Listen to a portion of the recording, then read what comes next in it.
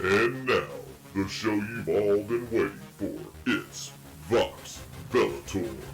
Games, comics, movies, it's all discussed here, live and without filter.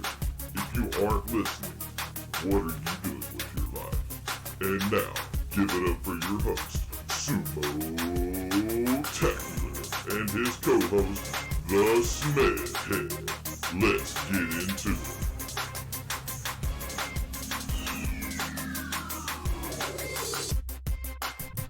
Hello everyone and welcome to Vox Bellator, your place for all the action you care about. I am, as always, Sumo and eternally joined by my co-host, the esteemed Smed Head. Smed, how you doing, buddy?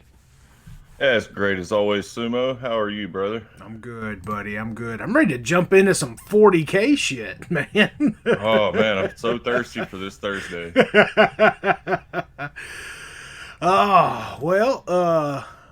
We just want to jump right into it with the new baby dreadnought. How can you not? This thing's amazing. Dude, the Invictor Tactical Warsuit. I love it. I love that it's a tactical warsuit. It's like, what are... I'm just wondering. I'm like, yeah, this is going to be entertaining. Oh, man. I love this description from Warhammer Community, man. Like, picture this. You're an 8-foot-tall, genetically engineered, transhuman killing machine clad in inches... No. That's a Primaris Marine in there, so... Right. You might be 9 foot. It always varies so much. That's the thing. Like, they're bigger than the normal Space Marines. It's just, it's ridiculous. Like, they've got a full, 4 to 6 inches in height on them. Like, it's so stupid how tall these guys are. You know, you would think the super soldiers of the future would be really stocky and short to be able to take better advantage of, look like Catachans basically.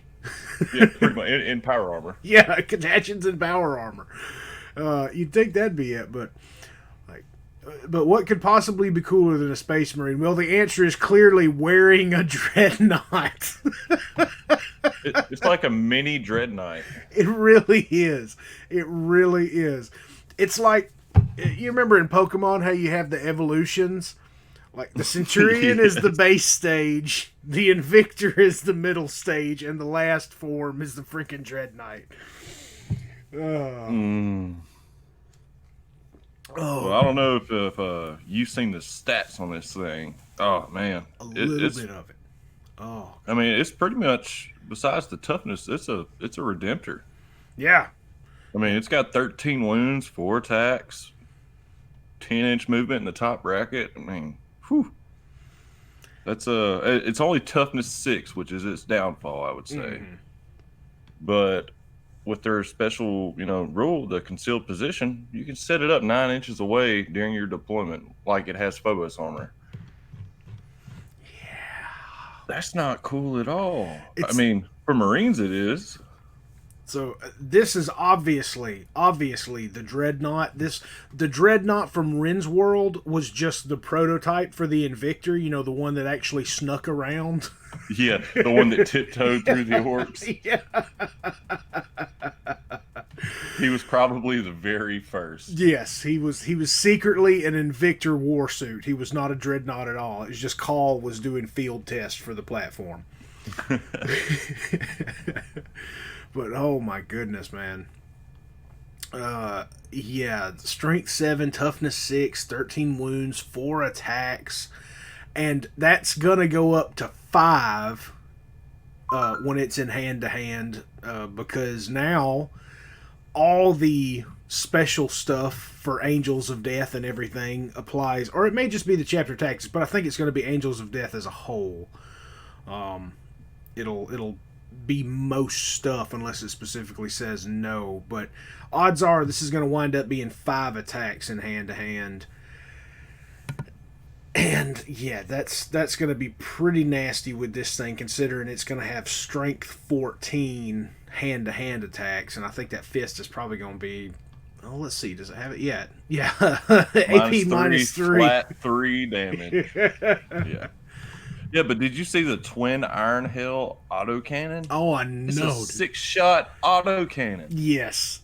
Absolutely ridiculous. Oh, that is wicked. It's With really the 2d6 disgusting. heavy flamer. Yeah, that's yeah. I mean, you can drop two, just 2 of those on somebody, setting up turn 1. Mm-hmm. Oh, I know. That's going to rip, hordes or anything apart. Yeah. And I mean, the concealed position, like, just think if you're running a Raven Guard army like yours truly, you set up 2 of these with your freaking aggressor squad because you can move them 9 inches with Exactly. with the special strike from the shadows kind of deal. Yeah, you put them there with a apothecary and a tech marine or something like that just to keep everybody up and go wild, have fun. It's gonna be really nasty seeing these guys on the field. And I'm kind of wondering what their points cost is going to be, because I imagine they're probably going to be equivalent to maybe a few points cheaper than a Redemptor, but probably sitting around like a Gun Dread or something like that. I would think, yeah, probably like a Contemptor kind of points, because it's got their movement, it's got the Redemptor's wounds, but it doesn't have that toughness. It's only toughness 6. Right. But I mean, my God, a 12-inch 2d6 heavy flamer, a 6-shot autocannon, and then that awesome fist. Like, oh, It also has the waistband guns, yeah. which come as stubbers but can become heavy bolters. Oh my gosh. Yeah, and then it can use the heavy bolter in hand-to-hand shooting if it Correct. needs to. Both of them. Mm-hmm. They count as pistols. Oh my gosh, it's absolutely ridiculous. Oh. So I mean, they make up for that toughness 6, which I really like. I mean, I definitely have to get at least 1, but I'll probably get 2. Right. Just to try them out with the good old yellow fisted doom. Yeah, and if you run a lot of Phobo stuff, if you run a lot of infiltrate type units, I mean, my God, running these with Iron Hands or Crimson Fists or Salamanders, there's going to be so many different chapter tactics that will absolutely benefit the Invictor. And it's really, really cool. Really cool. And it's looking like... Okay, I see. So, it comes with the heavy stubbers on the waist. And then the arm gun, you can take either or. It'll be either the Iron Hell autocannon or the Incendium cannon, from what it's looking like. But... it just depends on your playstyle, because you can use this sucker as fire support at range if you need to. Something you can shoot, you can dock with for a good while, and then when it comes time, throw it into hand-to-hand to keep your other crunchier stuff alive. Or and still do great. Yeah, or like I was saying, run 2 of them with a squad of aggressors up front if you're playing Raven Guard, and just get up in their face turn 1. Because that's I'm definitely going to have to get 2. I'll probably wind up getting 3 and just mostly run 2, but a 3 in an army would be absolutely disgusting. I mean, 3's worth trying, like you said, doing the Raven Guard thing, but 2 with those aggressors running up, getting that free 9-inch move, and then they move 10 after that. Yeah. You're going to be within 12 inches of something. Yeah, they're quick. They are very quick. That's what gets me, though. That movement, 10-inch movement, like a Dreadnought is 6. Yeah, but a Contemptor has 10. Yes, Contemptors are really fast, though. They've got the old school reactors, and their body style is different. Yeah, they have longer legs Right. and all that. And this, I can only imagine like the Cyclops in Halo Wars 2, the new redesign for it, very a long gait and everything, able to sprint pretty much while laying down fire. And that's really cool. And you can kind of see like a little bit of a bird-legged stance to it, which is nice, you know. And they always show the bird leg style stuff, like with, you know, BattleTech, the mechs in there. Typically, Well, you could even look at like Imperial Guard Sentinels. yes, very true. Yeah, yeah, they've got the bird leg style, and they are quick, man. I think they move what, 12 or 14. Yeah, they're fast. They're really fast. Yeah. You can pack a multi-laser or a las cannon, you know, just little things. But yeah, I'm super excited for the Invictor. I think it's one of the best things to come out of the new Space Marine releases. It's really, really, really cool. I like it. And some people I know are going to hate on the design because they hate on everything from the Primaris. Look, I was really disappointed in the Primaris when they first came out, and I'm still not completely 100% sold on them. They need a dedicated melee unit that is not just sneaky melee. It's just my opinion. They need an equivalent to the Assault Marines. They need something where the Primaris have dedicated themselves to. No options, no, you know, we can do either or, just straight up, look, this is what we do. We do hand-to-hand. Here's our hand-to-hand weapon. Here's our little pistol for when we're closing in. We're going to fuck shit up. And that's I agree. And like I said, nothing thus far has leaked out amongst that. No. Besides the Incursion squads. Yeah, Incursion squads. Yeah, with the Phobos armor and the option of bolter or 2 hand-to-hand weapons, which I mean isn't bad when you drop them with a captain. No, not at all. They can do some serious shit in hand-to-hand, and you know they've got the pretty much the concealed position stuff, just like everything in Phobos armor. It's like, oh, we're just gonna set up, you know, near you. Have fun with that. So it does. It does give a pretty good benefit there, and I think the Incursors, they could do some serious damage. But I do think we need an Assault Marine equivalent for sure. Something that moves quick. You know, you can get it out of hand to hand without too much difficulty, even if you're not running Ultramarines, something like that. Because that's one thing about Assault Marines. If you run in, tie somebody up, you know, take a few hits, or you get assaulted, you get to fall back with them because they have jump packs if you take them that way.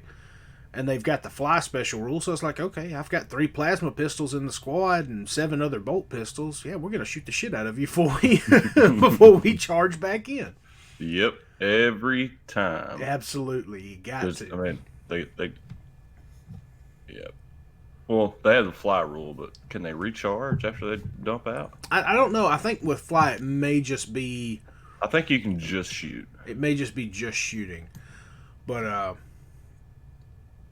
that's one thing I think they need to do for Blood Angels. They need to have something special for them because they're all about we'll charge in, do damage, back up, and then, you know, we're going to hit you again. We're just giving you a second to clump together to try to stay safe, and then we're going to get you because it's easier to kill you that way. Well, I would like to bring up something that really caught my eye and really got me excited. No homo. Dude, the new drop pod rule. Yes. Oh my gosh, yes. It's going to make Space Wolves hurt. I mean, really just hurt people. Oh, man. It's just awesome, which I'm sure, like I told you before when I first, brought it up last week, is they're definitely going to FAQ that quick. Yeah, probably, and that's the thing. Well, I'm kind of iffy on it. If they're going to FAQ it, I will say this: it fits the Space Marines. If they find that it's too broken for competitive, like in combination with everything else that Space Marines are getting now, if they find it's too broken, yeah, you can definitely pardon me, you can definitely expect a little bit of a nerf. However,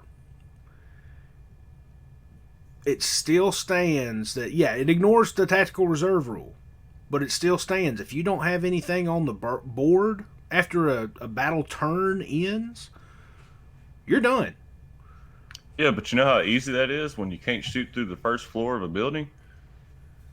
This is very true. This is very, like, I would literally just have my 3 Thunderfires on the bottom floor putting out shots. Like, I'll hide some Predators in the back, keep my range, or just put some Whirlwinds back there.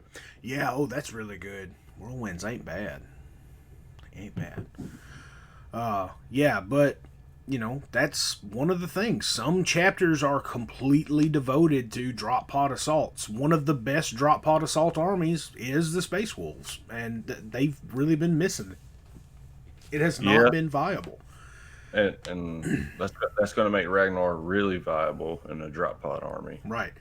And Priest, everything else is going to help your charge on that 9-inch charge you need. Yes. I mean, it's going to make it non-possible not to make the charge with command points in reserve. Yes. Oh, my gosh. And one of the big things we have to remember with GW and the rules and everything is that they are in the business of selling models. They are in the business of moving product.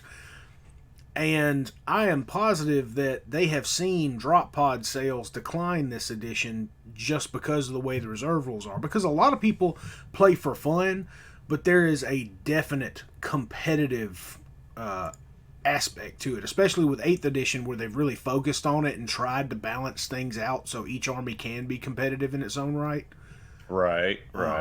And to have something that is just completely useless, that is such a core aspect of the fluff, and used to be a really big aspect of the crunch of the game, and it's just sitting on the shelves gathering dust, no, you got to do something. You got to do something to correct that. And I think this is a really smart move on their part, and I'm glad I've got my 3 drop pods ready to go. That's what I was going to say. Joke's on them. I have 15. And I'll probably, when I'm up in Tennessee, I'll probably wind up getting 1 or 2 more just to have something to put together. And, of course, I'll be grabbing some of the new figures and everything for sure. Oh, yeah. Got to do that. I mean, that goes without saying. But I'm very excited to see drop pods being used again. I think it's going to be a blast. I think there's some serious Space Marine lists that could really benefit from drop pods, and I think there are some that would be absolutely nasty. I'm just going to say it, man. Salamanders, maybe 9 Stern Guard vets dropping with Combi Meltas and Vulcan. Because he lets them re-roll all their stuff. It's like, I see tanks. Yeah. Now I don't. I see a knight. Now I don't. Yeah, exactly. Because, I mean, I need to be within 6 to re-roll, but it's like, okay, that's your movement, but you can still advance, and if you only fire the Melta, it's only -1. And you're still re-rolling. Yep. Absolutely ridiculous. It's like, yay! Yeah, Marines in the back. Yay! So, I mean, honestly, that probably wouldn't be bad. And for the points cost, I mean, if you're going to run Salamanders, you really do need to run Vulcan. You need to run Heston. And why wouldn't you? Yeah, absolutely. You've got to. He's a captain, and he's a great captain. 2+, 3+. Points. Yeah, oh man, 2+, 3+ captain for his points is insane. Mm-hmm. Plus everything else he does for him. Yeah, he's got a strength 6, AP -3, D3 damage weapon, or I think his may be a straight 3 because it's a named relic blade. It's the Spear of Vulcan. It probably is. It wouldn't surprise me. I haven't looked at his stats in a while. I know. I got to break out the old codex and take a look at him because it has been a hot minute, and I'm seriously debating on whether to play my next match as Salamanders or Raven Guard, because the Raven Guard, if they're in cover, if they're completely in cover, they get the -1, but you get a cover save regardless. You'll always have a cover save as long as you're, out of 12-inch range. But Exactly. Salamanders with that -1 being counted as 0 AP. Oh, and then each freaking phase, every single unit gets a reroll to hit, a reroll to wound. Yeah, see, that would devastate my Imperial Fist army. Even with their new rules, I mean, yeah, I ignore cover and I get a bunch of shots, but that -1 to 0 is huge. Yep. That makes heavy bolter squads and all the Primaris guys just, normal guys with Yes. a little bit of extra range, but still, I mean, Yep. that really hurts the firepower. Yes, it makes a difference, and there's really a lot of -1 firepower out there. If I'm not mistaken, I think the Fire Warriors, their weapon is a -1. Their pulse rifle. Only with the marker lights. Well, still, that's you take away that. I mean, look at autocannons. Mm-hmm. They're Yeah. -1. Yeah, very true, and they're 2 damage apiece. Yeah, and then the Predator autocannon is 3. Yeah, yeah. Along with the Hellburns. So, I mean, like I said, that's huge. Yeah, it makes them a lot more survivable. And that's one thing about the Salamanders that they've always been. They're all artisans, so your rerolls make sense because pretty much every weapon they use is a master-crafted weapon. And then with with their toughness, they're known as one of the tougher Space Marine chapters. They're just so durable. These dudes sleep on beds of fire. I mean, Yeah, literally. they do branding artwork all over their bodies, and it really doesn't hurt them. It's like it's less than us getting a tattoo and they're literally being burned with a firebrand. Freaking red, or really almost white hot piece of metal being jabbed into their skin and designs being drawn with it. And not only that, their armor reflects that as well. Yes. I mean, everybody has something different that is custom on each one of them. Right. Because they all, like you said, they're all artisans. They all work on their own stuff. So it makes sense, like, for them to be that durable and to still have, everything should be master crafted. Yeah. Because I mean, it's all special guns on each one. The only thing that sucks about that is if you're running, a lot of shots in them, that's a lot of separate rolls you're gonna have to roll separately to get those re-rolls. Yeah. Unfortunately, it's gonna be a little bit of a hassle with them, but I think it's just a independent detachment. I mean, like I was saying, just take Vulcan and say one big squad of Stern Guard and I don't know, 2 dreadnoughts. Boom, there you go. 2 gun dreads, you're set. It's like all the AP1 weapon just planks off of them. Or honestly, man, it might not be bad to take Thunderhammer Storm Shield Terminators with them because of the rerolls and that toughness level. Yep, but I did read that the points change on Thunderhammers are changing. I think it's just for characters though. Probably. Because they did get really cheap, just like Storm Shields for like other people. But yeah, I would actually. I expected them to be a little more expensive on characters because, like Slam Captains are huge. Right, and that things like that. Yeah, I mean that they need to be a little more expensive for characters. I agree. Yeah, and just like Storm Shields are like 12 points for characters, but they're 2 points for other guys. But yeah, they I think it's like a regular Thunderhammer is 8 points across the board. So yeah, they need to up it. I would probably say 12 points for both a Storm Shield and then 12 points for a Thunderhammer is probably a good. So it's going to cost you 24 points to get the pair of them for a character. Well, most of them are just Thunderhammer Storm Shield, but like I said, when you're doing Blood Angels or anything like that, you're still getting 5 or 6 attacks with all their special abilities. Oh yeah. Which makes, I mean, you can put in, throw 2 captains at a night and just take it out when you're looking at a flat 3 damage. Yes. For 140, 150 points, maybe. Right. Give me 1 second here.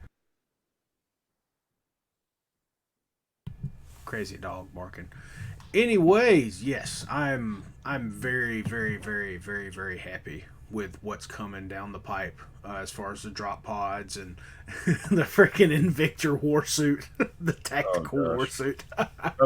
I mean, just the text after I sent that to Dad was just the best. Because of those of y'all listening, Papa Smed has a little over 30 dreadnoughts. And about, what would you say, Sumo? 10 of those are all custom? Yeah. I'd say probably 10 to 12 or so. Yeah, and he's just doctored up. He saw the picture, and then I sent him the rules not too long ago, and just the text back was, "I'll take 3," or no, "I'll have 3." Yeah, I'll have 3. That sounds like Big Papa Smith. It's not like he doesn't have 10 Imperial Knights already as well, and 3 of everything. But he loves his dreadnoughts. When he saw that, he was like a kid in a candy store. Oh yeah, I really, really, really think once we get started, the day we do an apocalypse match, and we're definitely going to have to do a battle report on that. We'll have to take pics and we'll have to record a good bit. I'm looking forward to seeing all the different dreadnoughts and tactical suits on the field and doing their thing. Well, sadly, I probably won't be on y'all's side. I'll probably be on the Tyranid side, as always. Yeah, but you know what? You are an excellent NIDS player, and it's a lot of fun going up against you with them, because you build good armies, and for Apocalypse, you've definitely got enough. Oh, boy. I got more than enough, but, I mean, when that comes, we'll do, 40 to 50,000 points per side, so... Yeah, it'll be a lot.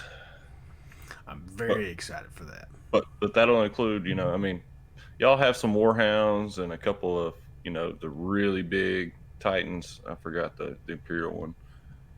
Oh, the Warlord? Yes. Yeah, there'll be about 2 of those on y'all's side. Yeah. But like I said, we'll have probably 6 or 7 Hierophants.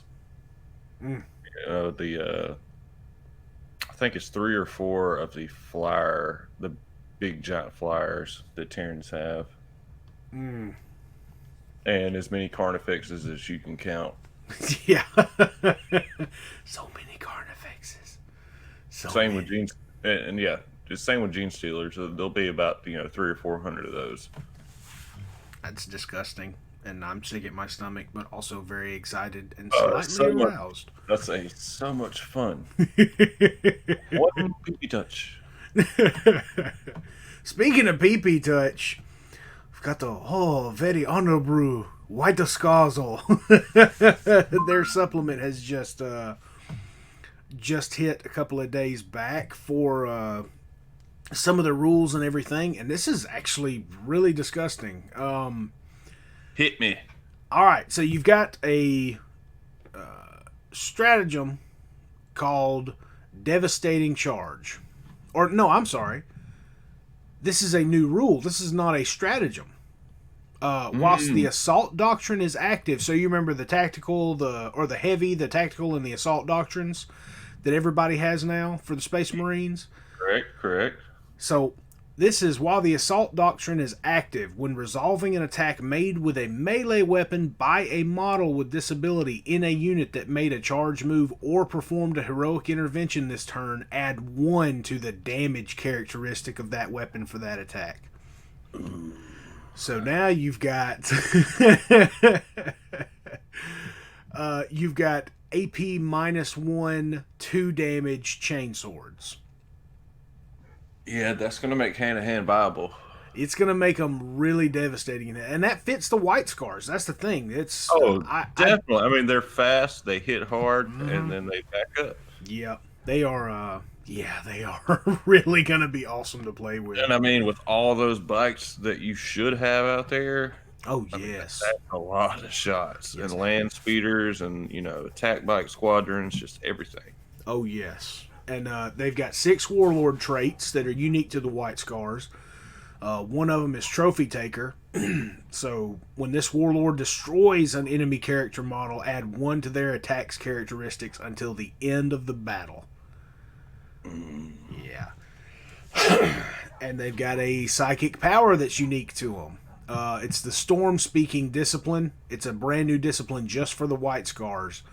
And the librarians for White Scars are known as Storm Seers. And they were, of course, one of the groups that, with the Council of Nicaea, they were like, no, we like our Psychers. We use them. They're good people. I'm sure some of them are fine people. But,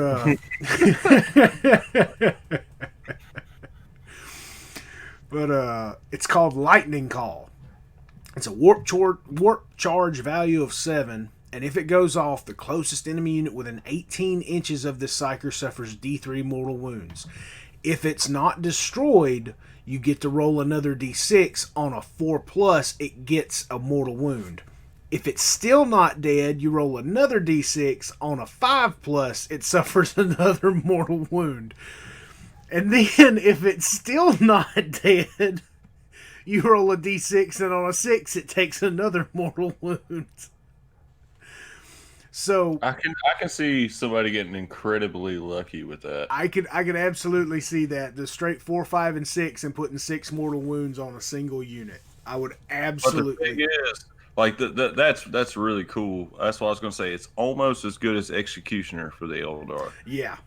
But, Executioner is D3 mortal wounds. If a model's slain, D3 more mortal wounds. Yes. So it's a little bit easier to get. Yeah, with Executioner, yeah, definitely. But still, that would be really fun. I mean, because you could just throw out a Smite and then throw out that. Yes, exactly. You can stack them. And they've got the Mantle of the Stormseer. It's a unique White Scars relic. It goes on your Psychers, it goes on your Stormseers.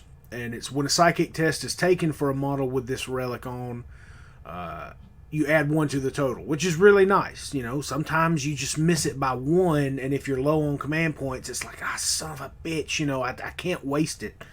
That's going to come in handy. That's going to save command points right there. Oh, yes. And speaking of saving command points, we've got one that's a stratagem for 1 command point called Born in the Saddle. Use this stratagem when a White Scars biker unit from your army advances. That unit can still shoot this turn. Dear God. So you make your 9-man bike squad better. Okay. Yeah, that's going to be really disgusting. Absolutely disgusting. I mean, especially if you just equip them with chainsword and bolt pistol instead of the extra bolter. Yeah, no, you don't need an extra bolter. No. You got 2 on your bike. Yeah. And Corsaro Khan is... Oh, his new model is so great. The new model looks great. His stats are great. He's, just movement 6. Do they have the new model on a bike? It's my thing. You got it? What is it, the Moondrake? Yeah, Moondrakon. Moondrakon, that's it, yeah. So Moondrake. Yeah, that's exactly, yeah. They just had to fancy it up. All right. But, a 6 wound model, 5 attacks. Ah, man.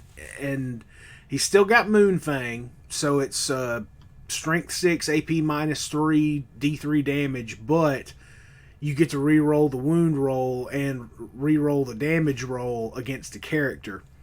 Yeah. That's not fun at all. No, what's damage? D3. Ooh. Yeah, so if you just get the 1, you re-roll it. So it's nasty. And now he's got a Cyber Berkut, which is a golden eagle, Anzuk, which he actually uses it like a shooting attack. When this model is chosen to shoot with in your shooting phase, you can select 1 enemy unit that is not a vehicle and is within 12 inches of this model. Roll 1d6 on a 4+. That unit suffers a mortal wound. So it's pretty much a Cyber Eagle flies out and scratches some dude's eyes out to death. Oh, I love it. It's it's just the fact that the Cyber Eagle can penetrate armor like that. Yeah. It's like, hey, Go blind that guy real quick.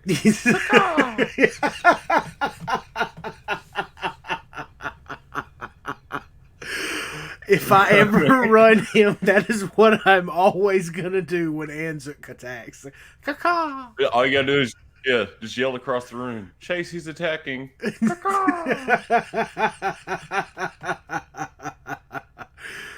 Sumo's White Scar army confirmed.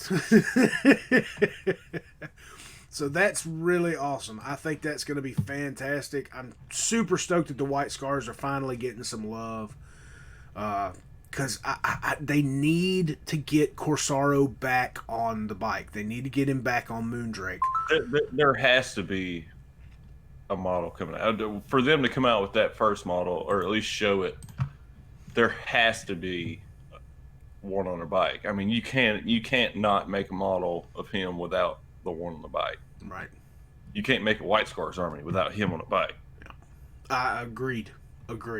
It's just not... The Primaire stuff is good, but unless you've got bikes, it's not a White Scars army. Right. I mean, I could see... I mean, White Scars do use drop pods because they're fast hitting. Mm-hmm. And with the new rule, I could see maybe running him in a drop pod with some guys. Yeah. But you got to give him Moondrake. Got to. It's got to happen. And then let's hit up the boys in blue real quick. Let's just go through their stuff really fast. Okay. That was fun.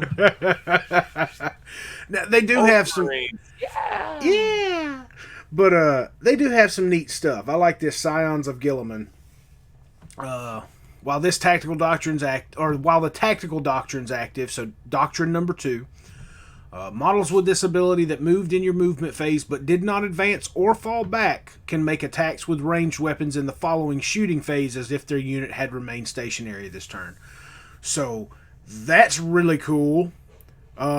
If you happen to have intercessors and they're 35 inches out, and it's turn 2, you've gone to tactical doctrine, you can still move your 6, be in range of the max, and use the rapid fire with their bolter stuff.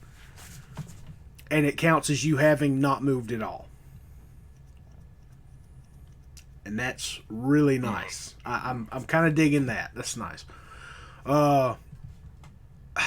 This next one, Telepathic Assault, it's a Ultramarine specific psychic ability, and I'm kind of iffy on it. Like I heard Kirioth talking about it on the old YouTube the other day, and I have to agree with him. It's really situational, but it could absolutely pay off big. It's got a warp charge of 7. If it goes off, you select one enemy unit within 24 inches of it and visible to the Psyker. Then you roll 2d6 and you add 2 to the result. And that unit will suffer 1 mortal wound for each point by which the total exceeds the highest leadership characteristic of someone in that unit. So if you've got something like orcs with, I think they're like a 6 or 7 most of the time, and you roll boxcars and you get that +2, they've just lost 7 out of that squad. On best case scenario, if their leadership is 7 and you roll 14, or you roll 12 and then you get the +2 for 14. Yeah. And for those of you who are listening, and if I ever play you, you are almost guaranteed boxcars if you're doing that. Or well. It's very true. He gets anything that requires like high rolls to go off against him. It's pretty much guaranteed to happen. It's and somehow I still win games. Yeah. Right. That's the worst part. It's like he takes all these hits and he still pulls out wins. It's just like, you son of a bitch.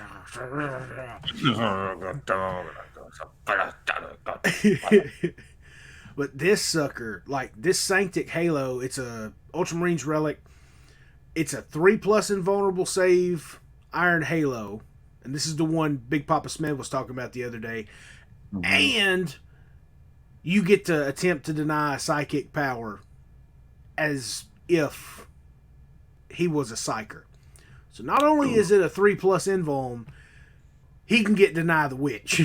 Yeah, that's once per turn. That's pretty good considering all the psyker / demon armies you face these days. Yeah. That'll come in handy. Yes, it will. That's one thing I gotta say for my Marine army. I'll probably have to get another librarian. I have one in Phobos armor, actually two, but yeah, I've got mine in Terminator armor. I've got one old school metal librarian, which I'll probably just strip it down, strip the paint off, and repaint it, and try to use it in the future. But now we've got the Sunwrath pistol. And this is the bad boy I was telling you about. It's the plasma pistol that's always supercharged but never can kill your dude. And it's a pistol too. So you can use it in hand-to-hand. Yep. And he has 2 shots. Ooh. Yeah. Ooh. Is it 2 damage or D3? It's 2. It's just like a normal plasma pistol on overcharge, but he gets 2 shots. That's a potential 4 damage right there with 2 shots. It's disgusting. And then you can do the rest of your attacks normally. Yeah, it's disgusting. Yeah, that's pretty good. I'm not gonna lie, that's pretty good. That's got drop pod potential all over it. Oh yeah. And then we've got Tactical Expertise, which is their 2 command point stratagem that they've got listed here. And you use it at the start of your movement phase if the Tactical Doctrine is active.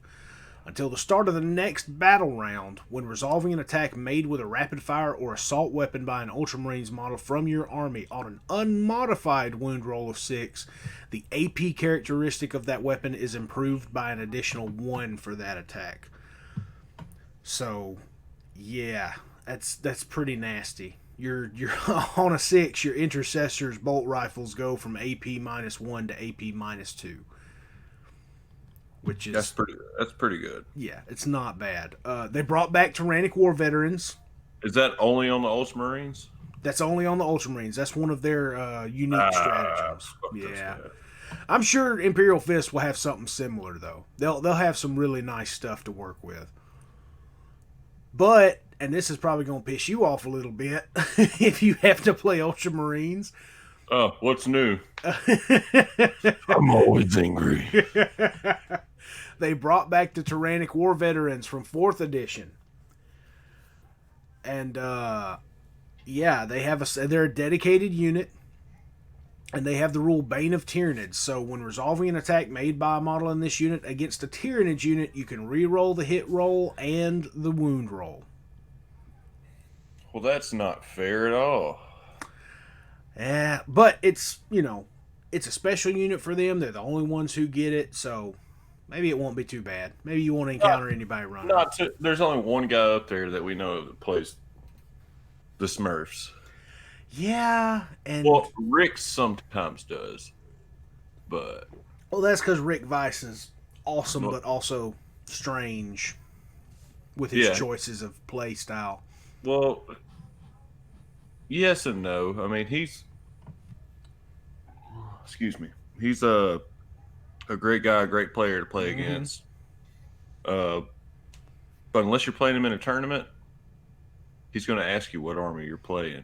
Yes. He's going to build a list to beat that army he is playing against. Yep. And yet I still beat him. The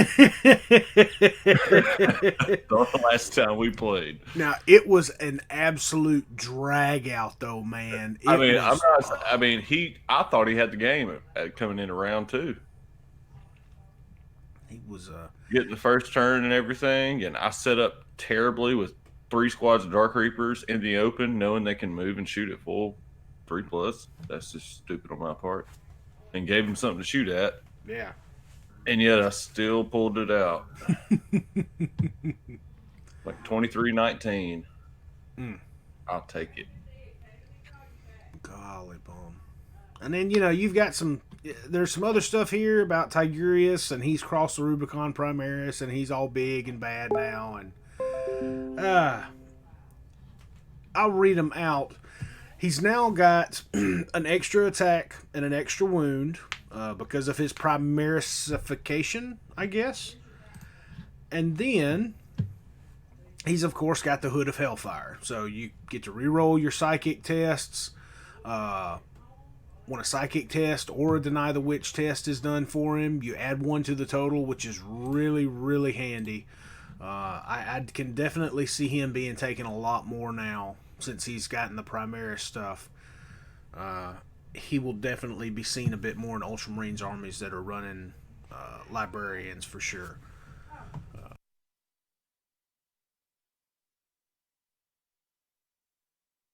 Sorry about that, folks. A little bit of conundrum going on outside here. And then, of course, Master of Prescience, which is at the start of the battle round. You can select one friendly Ultramarines unit within 6 inches of this model until the end of that battle round. When resolving an attack against that unit, subtract 1 from the hit roll. So essentially, if you've got Varro Tigurius on the field and you've got a unit within 6 inches of him, until the end of the battle round, they have Raven Guard rules. Old school Raven Guard rules. And that's a bit, that's a bit ridiculous. A bit ridiculous. Yeah, a tidbit. Well, yeah. Ultramarines with Raven Guard -1 rules. Yeah, it's shitty. But that's Ultramarines, the freaking poster boys for GW. And they got the best librarian and the best Primarch. And we got all our stuff. Oh, man. We have a Primarch and a Chapter Master. Hey, look at us. So special. Oh, gosh. But can we talk about this pre-order box for the Space Marines Codex? Absolutely. Dude, this thing looks so good. I'm not even gonna lie. I kind of talking about the battalion. The just the Space Marines Codex box that just went up for pre-order. It's got the tactical cards and everything, or the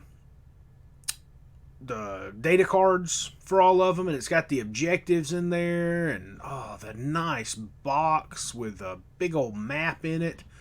Oh, okay, Yeah, dude. I mean, that looks really cool. I was looking at a different one, but yeah, I see what you're talking about. Yeah, I think it's pretty neat, and of course they'll have all the Space Marine data cards for the stratagems and everything like that, all the updated stuff, which means now mine are freaking out of date, so I have to replace them. Yep. But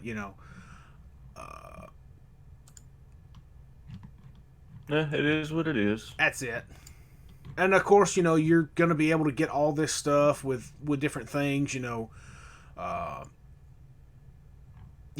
Once you get the Codex supplements, you just pick whichever one you want, and you can get it in like a package deal with data cards specifically for the chapter you buy for, and it comes with exclusive, specially colored and marked dice, which is really cool. The Ultramarines dice. I would like that. Yeah, but the White Scars dice look great, which I'm very excited to see what the Imperial Fist dice look like. Hopefully they're yellow with red, so they're easy to see. Yeah, I think that'll be the way they go, and it will definitely be easy to see. And the last thing that community's got up that I haven't been caught up on is the Kizagon Assault Speeder for the White Scars, Horus Heresy.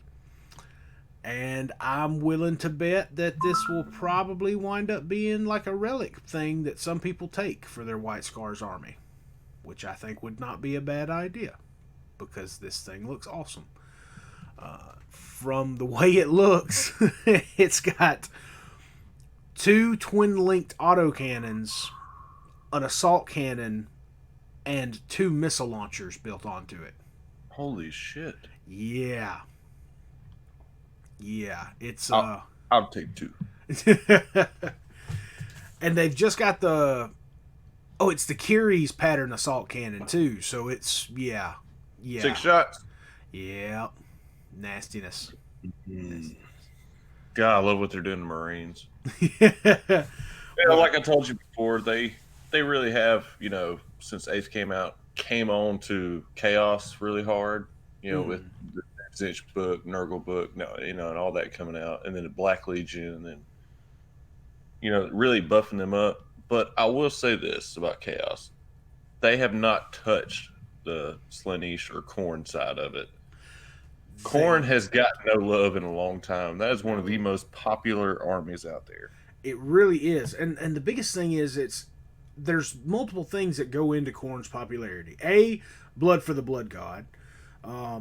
Very, very simple concept. B, kill, blood, kill. Yeah. They're easy to pick up and play, but difficult to master as far as competitively. Correct. But you can take, 3 different bloodthirsters. Right. Yeah. Which are all beastly and just, God, those models are so fantastic. They really are. They're absolutely fantastic. That's props to GW for good looking models. Absolutely. But like I said, Khorne needs a new model though. Mm-hmm. And like I said, Khorne just needs an update. And so does, Noise Marines and all the Slaanesh stuff. Yeah. So Nash, the Prince of Pleasure, shits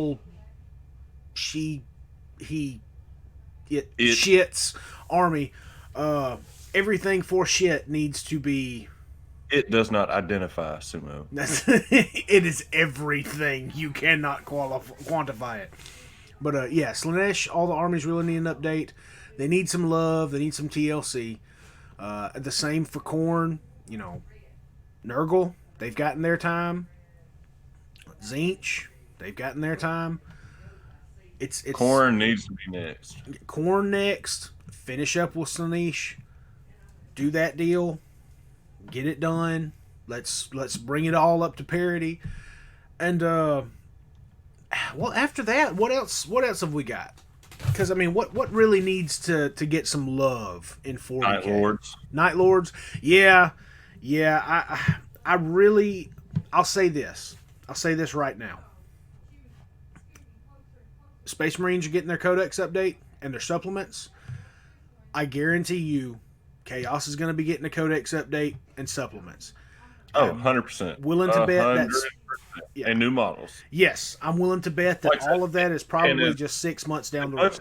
As much as I hate to say it, as much love as Chaos has been getting with all their new Primarch demon models, and like you said, the Zinch getting love, and Nurgle getting love, and the Black Legion with Abaddon. Oh my God.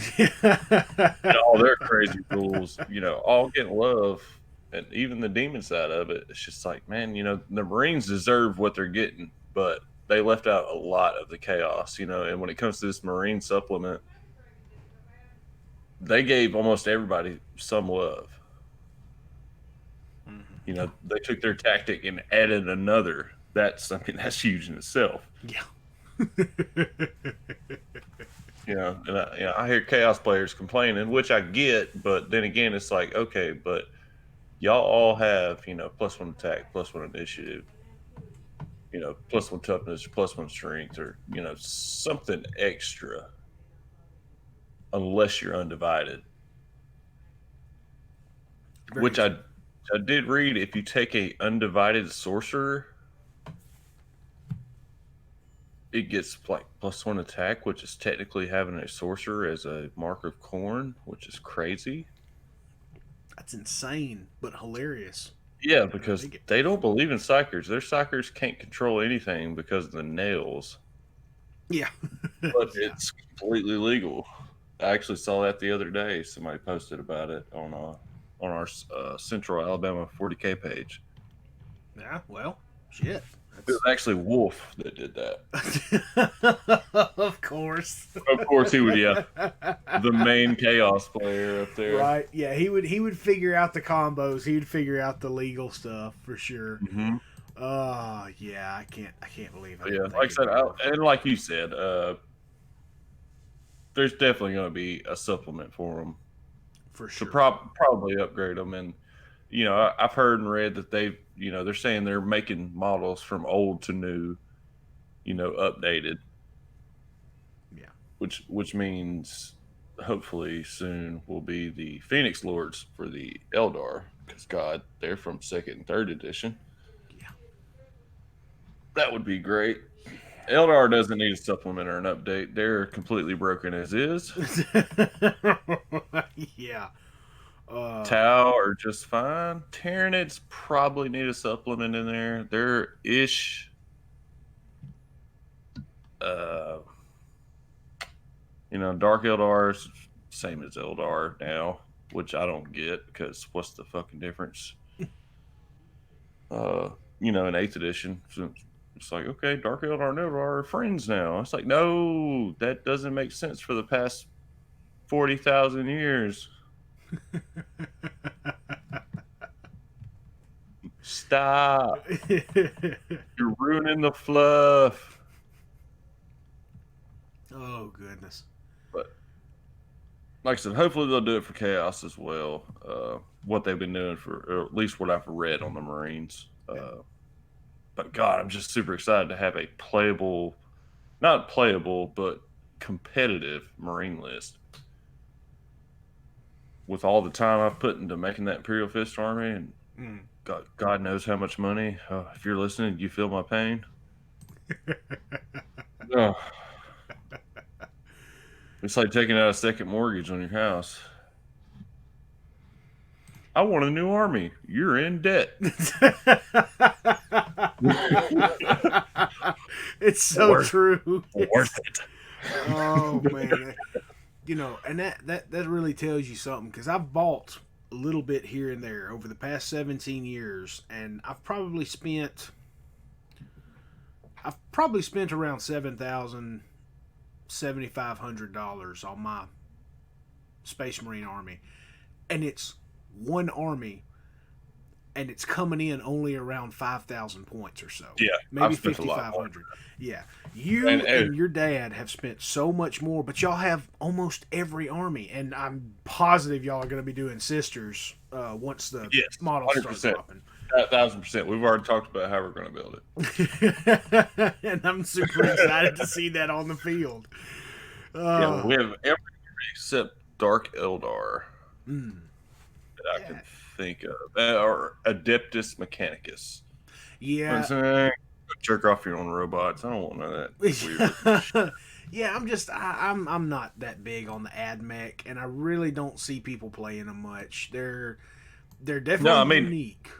We had enough we bought like 4 of those box sets that came with them, and we just took the knights and gave away the rest. Yeah, we gave them all to Dale, and he put them together, but he hadn't painted them or anything.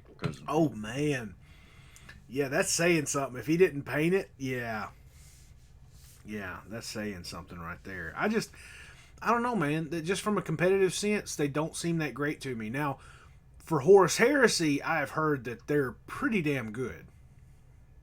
They can really throw down because they use a lot of Phosphex weapons and things like that. Really devastating anti-infantry stuff. Yeah, I could see that in Horus Heresy, because that's when they, were good. Yeah. Even in the fluff, like that. Yeah. That's when they were, decent. Yeah, a genuine power in the galaxy. I mean, that's what people get mixed up. Back in the day, it was the Mechanicum and the Imperium were 2 separate empires that the Mechanicum said, you know what? Yeah, we'll work with you. We'll take care of the mechanics and everything. We'll handle the gubbins and the shiny bits. You deal with the meaty stuff.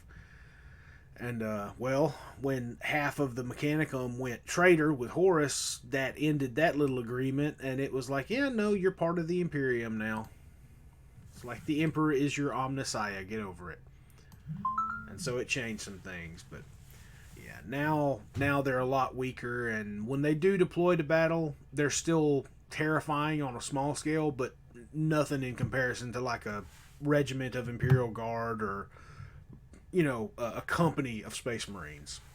Right. So,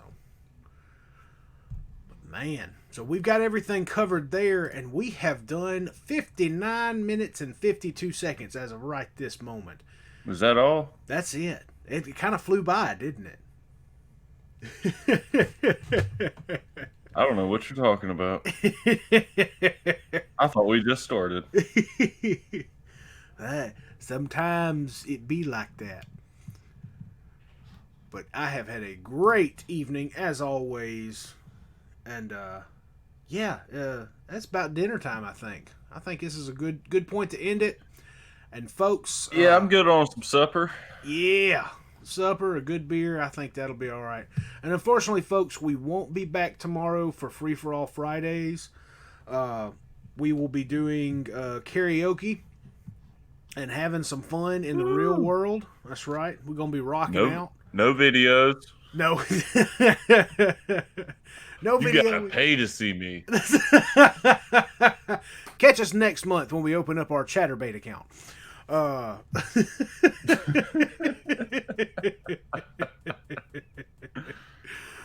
But anyways, folks, thank you for joining us. As always, I've been Sumo-tacular.